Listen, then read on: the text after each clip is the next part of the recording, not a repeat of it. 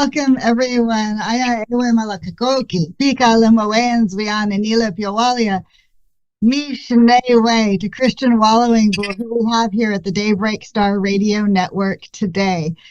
We are huge fans, so all of you may see us get a little excited or nervous talking to Christians because if you don't know, you need to listen in and maybe catch them live.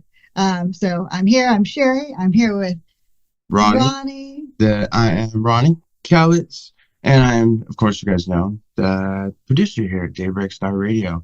Christian, thank you so much for speaking with us. We really appreciate it. Of course, yeah. I'm so glad that you guys asked, and just honored to share with you guys today. Yeah. So can you tell everyone who you are and your tribal affiliations and where you're located in the world? Yeah. So I am Northern Arapaho, and I am based just outside of the Wind River Indian Reservation in Wyoming. My partner and I have a 9-month-old daughter, so we're brand new parents. It's a whole new journey for me. It's beautiful. So I'm just grateful as part of my identity now as a dad. It's there's so much to that. And so I'm in a beautiful place in my life, and of course always enjoy being able to share music and the stories that I do wherever I go, but also now that I get to share that with my family and my daughter too. Awesome. Well, first off, congratulations on the new Joy. That's amazing. So I was wondering if you could maybe share, your story behind how you first got involved in music and who were some of your earliest influences. So actually I was born and raised in the Crow Indian Reservation, Montana. So my mother's originally from Wind River in Wyoming, but she had gone up to Montana, met my father, and he was Crow on the Crow Reservation. So I ended up starting off in Montana. So I've got roots in Montana, but I've also got roots in Wyoming. I am Northern Arapaho affiliated through the Wind River Reservation. So that's, every part of who I am today. That's what I share with everybody. But I have also ties to the Upsalaga, the Crow in Montana, as well as Northern Cheyenne. Both of my parents went through a lot of stuff themselves. Both of them had pretty hard lives, lived pretty hard lives, kind of back and forth between treatment, prison, a lot of things like that. So that ended up making me, my life a little bit difficult at the beginning as a baby. I was placed in foster care on the reservation. And it just, throughout the years, I was very fortunate because the foster care system can be pretty, unstable, I would say, for a lot of young people's experiences in the system. However, mine was, I remained within the same home for about 18 years. And it was in that home, I had a couple of my siblings with me. A couple of them were very much into music, guitar. So I was about 15 years old when I first started playing guitar, but it was before that I had known about Superman. So Superman is a really popular hip-hop artist who is Upsalaga, Crow, representing the Crow Reservation. So I was very fortunate to grow up around him, and I do have some relation to him and his family.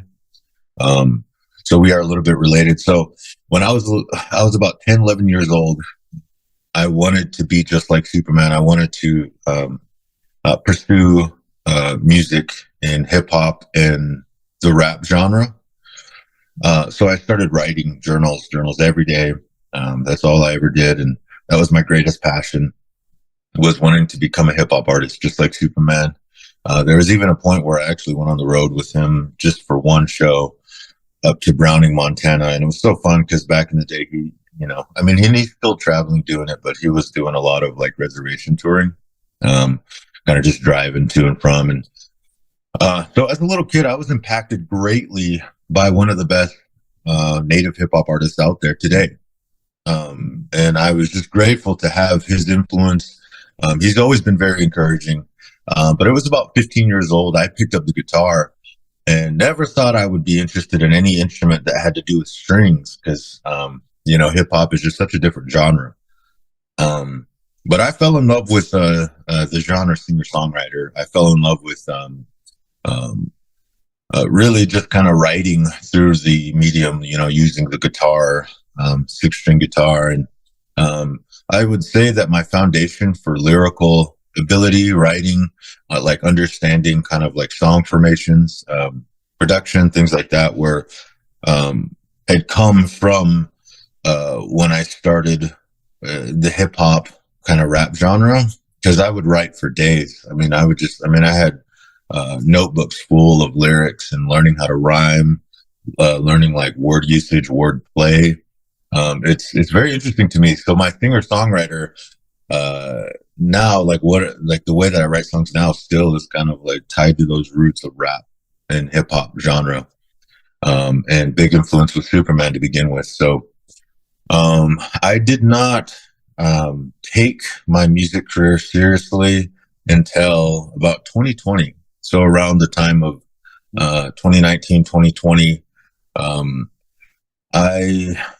I had music written since I was like a little kid, and but it was around those years that I just really wanted to start putting music out. So I didn't really know what I was doing, music production wise.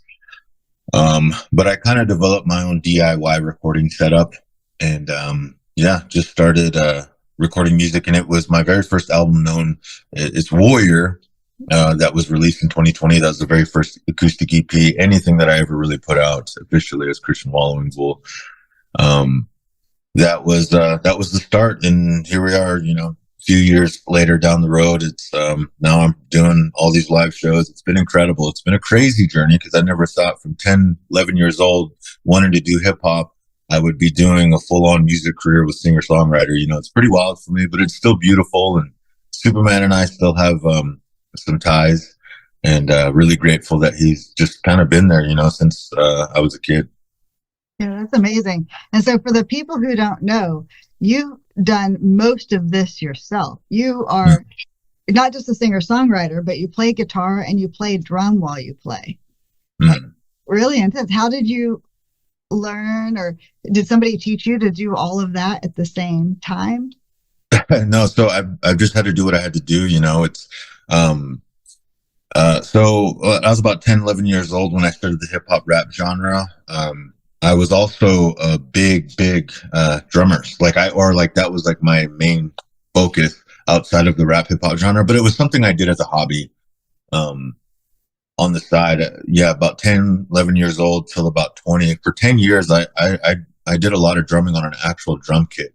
So also, along with like rap hip hop genre being the foundation for my lyrical usage today, and kind of being a foundation for just writing in general, I also, when I picked up the guitar at 15 years old, I had already had about 5 years of rhythmic foundation, because I was a drummer who just loved to drum, but I didn't really use it anywhere officially. I just enjoyed. I had a little drum kit that my parents had bought me at Christmas, and I played that thing every day and annoyed the heck out of everybody in the home.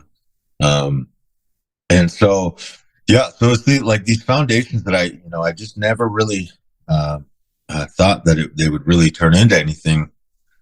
So for me, I am an independent solo artist, and I've recorded every single one of my albums, really, in hotels, in my living room, wherever I'm at. I do everything on my own, really, as DIY. I've been fortunate the last about 3 years to have friends who help me with production to finalize albums and acoustic EPs. And, but when it comes to live performances, first there was a few years I was doing just, acoustic guitar and vocal. And for me, the music that I write has kind of like a heartbeat drum type feel. There's elements to it that's really heavy for me. So I've been wanting to incorporate some kind of percussion into my live sets. So I actually, I wasn't exactly sure how to do it, but I kind of just like everything else I do, the nature of my production and all live performances and recording, I just figured out. So the kick drum that I have, I actually converted a floor tom from a full kit. I found a random floor tom at a thrift store, and I got the right heads for it. To be able to convert it into a kick drum, I kind of built my own stand for the drum and just have a pedal. And because I've had that rhythmic foundation from playing drums when I was younger, strumming the guitar, singing, and having that kick drum with me just kind of comes natural. And I just started doing that really very recently, I would say about a year and a half ago.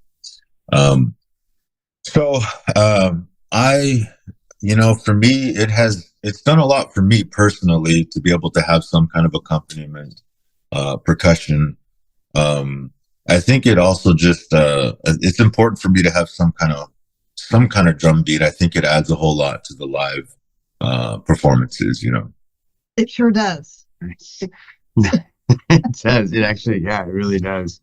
I want to go back for a second because I want to say that I think this is the first time we've done an interview where we've asked people about who their influences were, and I think you're the first one that's actually stated a Native American as your influence, and I gotta say that was kind of awesome to hear. Like, usually people are like Jimi Hendrix or Quincy Jones or something like that, but you listed Superman, and that was just awesome. I just wanted to point that out. Yeah. So your music, people describe it as kind of like a grit folk, and a grit folk sound. And I was wondering if you could explain maybe what that genre means to you and how you've come to embrace it. Yeah, totally. So for me, the thing that's been, I think, some of the greatest influence on, the sound of it is, the fact that I do live in the West. I would say that a lot of it is influenced by the land, like even reservation land specifically. For anyone, who's ever been to a reservation or kind of understands maybe reservation life or life for Native American communities or First Nations peoples, there is so much beauty to the land that we are still on. But there's also hardship. And so for me, when I started writing this music, really, especially for my very first EP, which is known as Warrior, which I released back in 2020, I was going through a lot of hardship myself. And I wanted to really just kind of capture like the essence of beauty, but also not forget the hardship that I think as communities we all experience. And it's known not only in the people, but you can see it and feel it in the land and the territories. Whenever I see the Wind River Range, I just feel overwhelmed, or the land. I love living where Wyoming is kind of like the high desert. It's got that kind of heavy gritty feeling to it. Living here, hard winters, hot summers, pretty dry. So for me, it is writing the music that I've written. Songs like Land of Wolves for me are just, they kind of carry that understanding of the hard land and kind of the hardships that my people have also been through. So for me, writing music has always been about creating that, or not necessarily creating, but capturing that emotional landscape as well. So yeah, and I write what I feel, and kind of like it's almost writing from memory. It's almost writing, maybe even capturing, as I remember, a lot of my journeys and memories of reservation living, some of the hardships that I started out with. Both of my parents both of my blood parents, they went through a whole lot of stuff, and Native people understand those hardships, and both of them have passed on now. And so when I think about their lives and I think about where I started, I really want to be truthful to myself and truthful to my, fellow communities who understand the beauty and essence of culture or people, the land, but also there's still that there's still those hardships. There's still, I don't know. It takes a lot of grit to really kind of survive and overcome, not just the land, but also things that we go through as a people. Mm-hmm. You quite literally just answered one of my questions.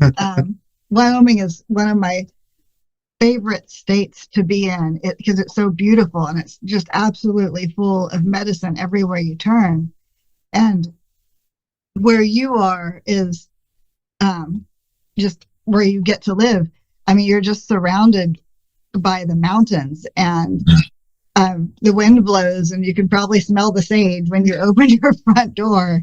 It's just a truly beautiful place. And I don't know if many of our listeners have been to the Wind River area and the territories there, but it's stunningly beautiful. And then you really turn around and go through a little town and see the hardship. You don't have to go far. And you're so good at capturing that feeling in your music. It's unlike many other musicians, you capture that. And it was, when I first listened to some of your songs, I could feel that wind and I could feel the ground when you were singing. It's really amazing how you can pull all that together. And it's really clear that the land itself has shaped some of your words. It's wonderful. So yeah, thank you very, very much. Can you tell we listen to your music? Yeah, no, I really appreciate that a lot. It's when I started out doing music, it was more it was very selfish. It was for me to process my own trauma, my own grief. Trying to figure out where I'm headed myself. And now as a family man, I try to cling to really processing things that went through as a kid, teenager, growing up on the res, and trying to just be kind to myself, really. And I never dreamed, never thought that the music would go anywhere. It was really more like a journal for myself. And so one thing that I have been learning to really respect is the fact that, this art does help others. And sometimes it takes that one person to be vulnerable and be open about things they've been through, but also open about like where they're headed to, I think, help others. It really kind of becomes like motivation for others as well. And so, in the last few years of performing, it's been an incredible eye opener. Me as a res kid, I never thought I would be taking, big stages and sharing these stories that things that I went through, Land of Wolves, Wallowing Bull, like my family story.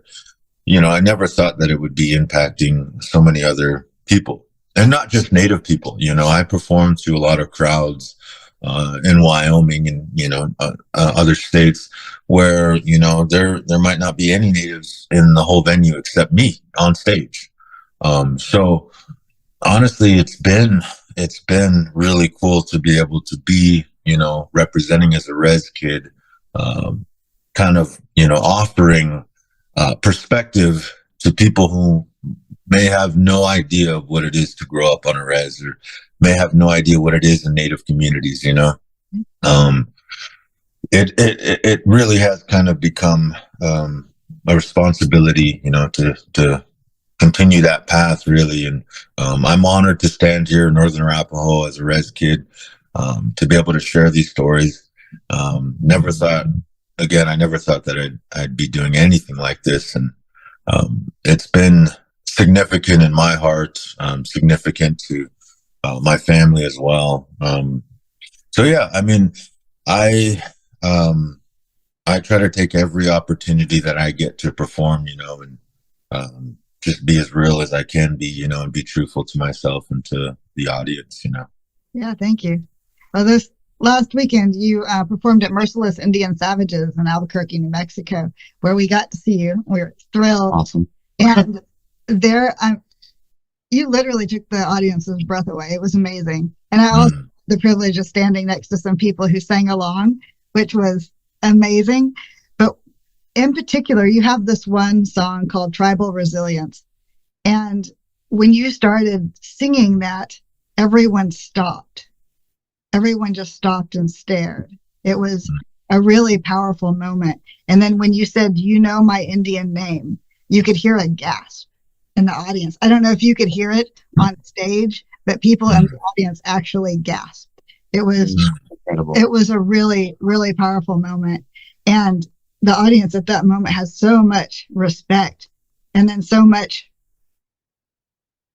I think everybody had so much trauma. They all held together at the same time, you know, but in a good way, like just brought it forward in a good way. And then you end that song with these words. You say, let it strike fear in their hearts. Warrior blood, it flows through my veins. Do you know my Indian name? And people started giving war cries and cheering. It was really amazing. But those lyrics are so personal, I think, to each of us. I don't know, where were you when you wrote that? Like what was going on for you? Yeah, so I mean, I was at home and you know, this last album, it's that, you know, that's the first track that opens up the LP, which is a 7-song album.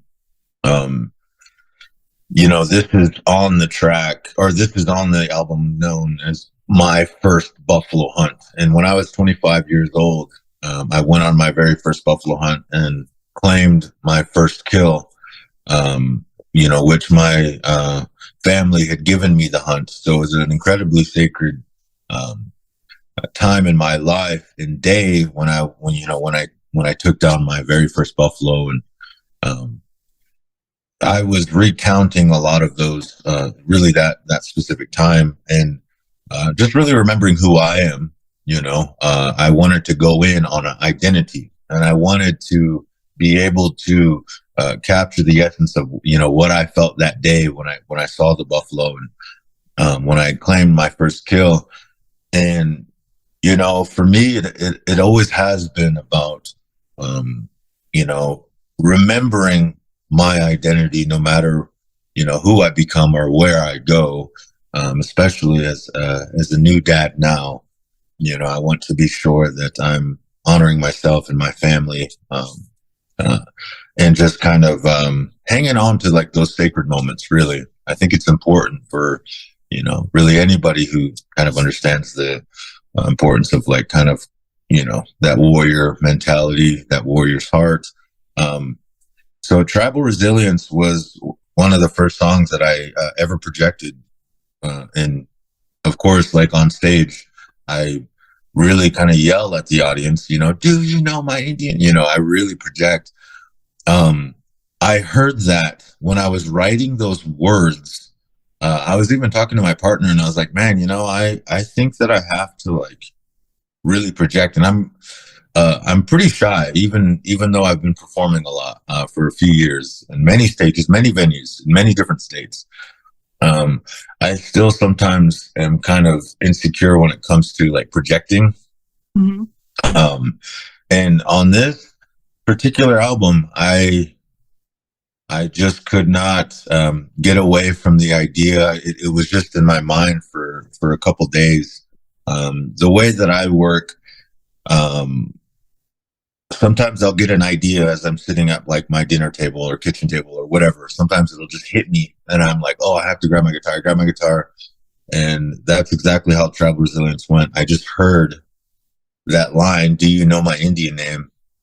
And that's the first thing I heard. And I was like, oh my gosh. And then of course, you know, it didn't take me long, probably within that afternoon, I was writing Let It Strike a Fear in Their Hearts. But as I was writing it, I kept hearing me screaming it. Do you know my Indian name? And, you know, I didn't know if it was, you know, sometimes as like, you know, me being a solo artist, doing all of my own production, recording, I don't always know if it's a good idea, you know, but all I know is I kept hearing me like screaming it. And so on the record, you hear that, you know, really powerful, like, do you know my Indian name? And so it's only from that record being released earlier this year that I started to really project whenever I'm on stage. And it was really, really powerful and unique for me to see the audience, especially an audience full of, fellow Native and tribal members, really be impacted by those statements, but also be impacted by like getting over that fear to project and really, let those war cries go. It was really powerful for me. I mean, it was incredibly humbling, and I didn't know what to expect when I got on stage in front of, that many natives, but, they were vibing with me, and it was just so powerful for me to be able to release that to them. And I look forward to, singing that song for many years to come. I hope so, I gotta say, yeah, it was when I think pretty much the first time you yelled it out, do you know my Indian name? I was like this as I was all weekend with the camera. And then I was just kind of like, whoa. Oh yeah, do your job. Like, yeah. Yeah. And like Sherry said, the audience just kind of like that moment just paused and was like, I don't know, there was a huge connection at that moment between you and the audience. I loved it. And speaking about this latest album, I'm curious, if it's not Tribal Resilience, do you have a favorite track on this album, and what makes it stand out to you personally? It's Sweetgrass on My Dash. That's my favorite song. I mean, that one was just, I wanted to capture something that makes sense in the Native communities. Like, I mean, I've been in front of crowds and be like, how many people have sweetgrass in their dash right now? And, everybody raises their hand. And it's like, that's one thing that is known. And one of my favorite songs, because like, a lot of the lyrics make sense. And for those who understand Wind River especially, it just kind of like there's a lyric in there that is 17 miles up ahead, and there's a road called 17 Mile Road on the Wind River Reservation here. And when people hear that who are from this res, they're like, oh yeah, like big shout out to Wind River. So it was like a gift back to the people. And I really wanted to just capture the essence of, living on the res. It's like some of the favorite pastimes, and a lot of my relatives love going to the casino, and so it's like a lot of the lyrics are pretty straightforward. It's like 17 miles up ahead on a midnight casino run, and it's like that's really pretty straightforward of like what a lot of my relatives are doing, and just wanted to capture the essence of like modern day like cultural living, on a res. So yeah, it wasn't like any big massive significant meaning behind the song, other than just I wanted to capture like a day in the life of like reservation life, and Sweetgrass on My Dash. I'm like, I've heard a lot of songs, but I've never really listened to a song just called Sweetgrass on My Dash. So, maybe there is one out there, but I was really honored to be able to capture that song. That one has been received very well. That one and Tribal Resilience.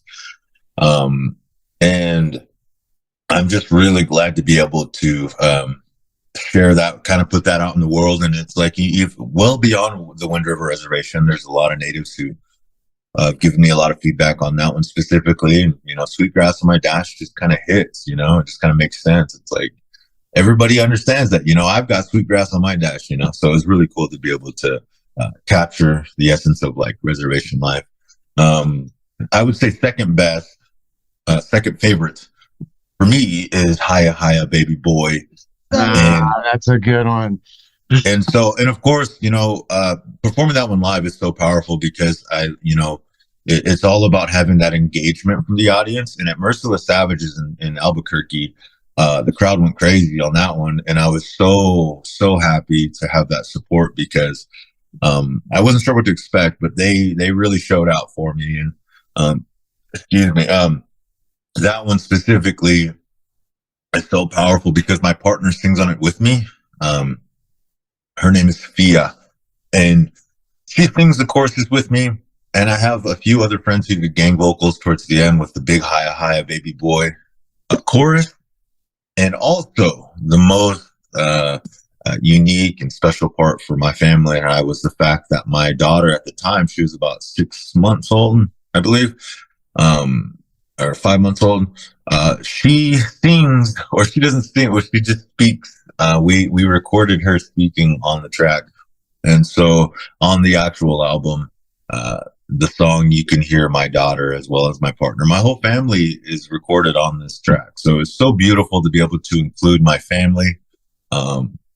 Never before have I done a project where I've been able to include my partner, but of course, you know, my newborn daughter, which is so cool. Such a fun process. Like I was sharing before, you know, as an independent artist, I do all of my own recording really like in my living room. You know, I don't have a big studio that I travel to, or, you know, it's like I do everything DIY right in my home, you know. To be able to include my family on this latest record was a hit for me. So Sweetgrass on My Dash, Hi Hi Baby Boy, and of course I love Travel Resilience. I think Travel Resilience is the one that I love performing the most, though, live performance, because like screaming and like, or not really a scream, but just kind of like having that kind of war cry effect, you know, and being able to, you know, it just impacts me, but it also, like you were sharing a little bit at Merciless Savages in Albuquerque, there was definitely a response and an impact, you know, for fellow natives, and it was powerful to be able to see. That one live, I think, is my favorite to perform right now. Yeah. Well, also at Merciless Indian Savages, you your partner held up your baby, and you sang your baby at the end of that song. That was awesome. Hi, hi, baby boy. There were tears in people's eyes. It was so good, and you changed it to Hiya Hiya Baby Girl, and it was so touching. And I think some of that is because, you know, a lot of us didn't have fathers that were around. Sure. And to hear that, us, for example, to hear a father with that much love in his heart is something that a lot of people really cherish and really strive for. And I was wondering if you had any thoughts just for other Native fathers, knowing how hard the world can be and how it can grind you down. Like what would you say to other fathers? I mean, it's something like, for me, it's been the most beautiful, I mean, emotionally striking journey and adventure I've ever gone on. The fact that I have a daughter now. I didn't have a dad growing up. I had a foster dad who I wasn't close to, and I had a lot of fear in my heart for a long time. He's pretty intimidating. But my dad my blood father was incredibly abusive to me as a baby.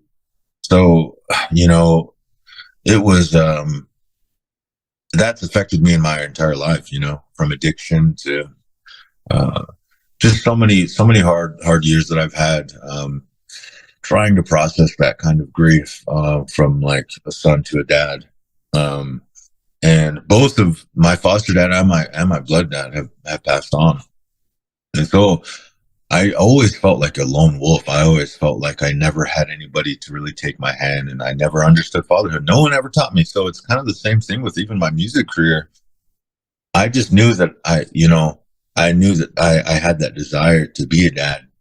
And so with my partner, who's an incredibly wonderful and kind human being, you know, she's been helping me to really take on that father role. And you know, to other fathers, you know, who understand, never really, having like, maybe a father like figure in their lives. The best thing to do is just learn to heal and really be there for your kid.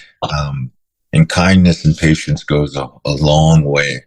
And that's something that my partner's been helping me to be more so. But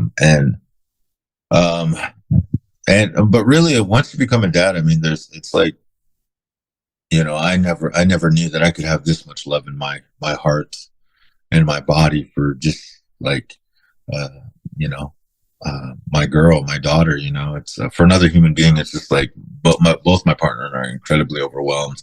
And being a dad, it's been incredibly vulnerable and incredibly revealing for like a lot of traumas and grief that I went through and missing out in years with my own, you know, dads in my life. I can see the importance of like, yeah, you know, I need to really like lock in and pursue healing for myself so that I can be there for my daughter. So yeah, I mean, as far as advice and stuff, all I know in my heart is that I just want to be there for my daughter, you know, in a way that, in all the ways that my father wasn't there for me. And, you know, it's like, it takes everything. It takes, sobriety. It takes, I would say just even whatever journeys that you need to take to heal yourself. You know, mental health is the biggest and greatest thing that I've been learning about. You know, I'm 31 years old now, so pushing into my 30s, it's been learning how to unpack and process and really pursuing, you know, healthy lifestyle when it's, you know, mental, spiritual, physical, you know, all the ways. So, you know, I hope that I hope that men like me out there who are, you know, fellow native dads, especially, I hope that they win. I hope that we all learn to heal and find wholeness and not be the absent dad, you know. I don't want to be absent in my daughter's life. You know, I want to be there fully, wholly, you know, and it's so important, you know. And I believe that we're living in a day where we're seeing that, you know, Native men specifically rising up and like, okay, taking charge, you know, being a warrior, you know, in their families' lives and for themselves, really, you know. So I have that hope for relatives in my life, my cousins, my brothers, my friends, you know, and I have that hope still for me that I would be a better partner, but also a good dad, you know. Nice. Got me a little there. Yeah. Yeah, it's like the concert all over again. So let's move on from that. So looking ahead, it's going to be our last question here. But looking ahead, are there any new projects or collaborations, you know, you have in the pipeline that fans maybe can look forward to? Yeah, so I'm definitely going to be working on some singles for, you know, this spring and summer. I don't have anything set yet. You know, I've been doing some traveling, and I've got some shows coming up, but I definitely have, you know, this album is only still a few months old, just got out, but I have this hunger, this thing in me that is like, man, I know that I've got some music coming out this year, and I'm really looking forward to that. I don't know what it is yet, so I can't really share what it is, but the way that I work is, I mean, it could be next week, a song hits me, and I record it in a day, and then I have it out within 30 days. It's like, oh, wow. Like the way that I work is really quick because I do everything DIY, and yeah, all I know is that for music production, I have ideas for maybe a few singles and maybe like an acoustic EP or something end of the year. But I'm kind of mainly focusing on traveling and touring, getting some more shows, of course in Wyoming, but you know, beyond as well. And I'm really grateful to Randall Hofke, who is director for the Merciless Savages. That was one of the coolest shows I ever did, and so I'm looking forward to working with him again, maybe even this year in 2024. That was one of the very first shows that I've ever done where you know, I've never seen that many natives in one venue at one time. A lot of my performances, live performances, you know, it's not always native audiences, so that was a really special one for me. So moving forward, I'm hoping to do more work in the Southwest, live performances, but also I will have some music production. I'm also doing some scoring, some music for a native documentary that's coming out representing the Wind River in Wyoming. Nice. I can't share what that is yet, but I am doing some scoring and working with film on the side. So incredible opportunity. And when that comes out, I'm not exactly sure yet. I will definitely be sharing on all of my social medias and stuff, but it's fun to be able to do my own music, but also be included in film representing Native people as well. Nice. Awesome. Taking that Robbie Robertson route. I love it. Yeah. We'll see where it goes. I'm excited for it. Awesome. Well, I want to thank you so much for speaking with us. We really, really, really, really do appreciate it. Your music is beautiful. I mean, I don't know the really better word to describe it other than it's just beautiful. And everyone that's listening or watching or however you're checking out this interview, make sure you guys go check out Christian's website. It's christianwallowingbull.com. That's a lot of letters, so I'm not going to spell it for you. Just christianwallowingbull.com, or go get his music wherever you download your music, or listen to my show where I play it a lot because my theme, music that makes you feel something. But again, thank you so much for speaking with us, and we definitely wish you so much success, and we're really looking forward to what's next. Yeah. Thank you so much for having me. I was so glad to be able to share with you guys today, and maybe we'll see you guys out there again. Hopefully we need to get you out here up in the Northwest. I would love it anytime.